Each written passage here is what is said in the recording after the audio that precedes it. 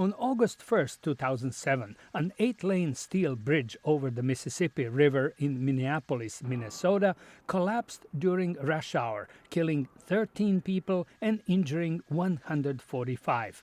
An investigation concluded that the main cause of the collapse were undersized elements of the bridge that simply gave way under the heavy load. Metal fatigue like that starts with microscopic cracks that form at points of concentrated stress.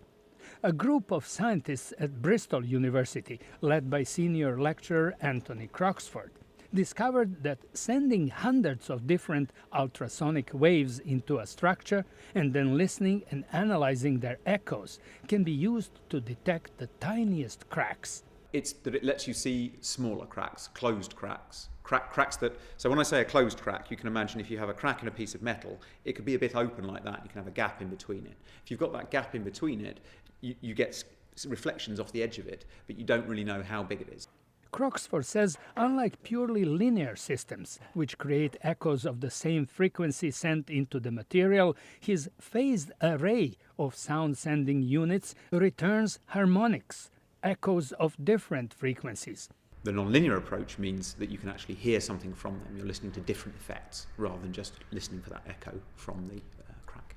Using an array of attached sensors, Croxford is testing a seemingly perfect part of a wing from an Airbus A320.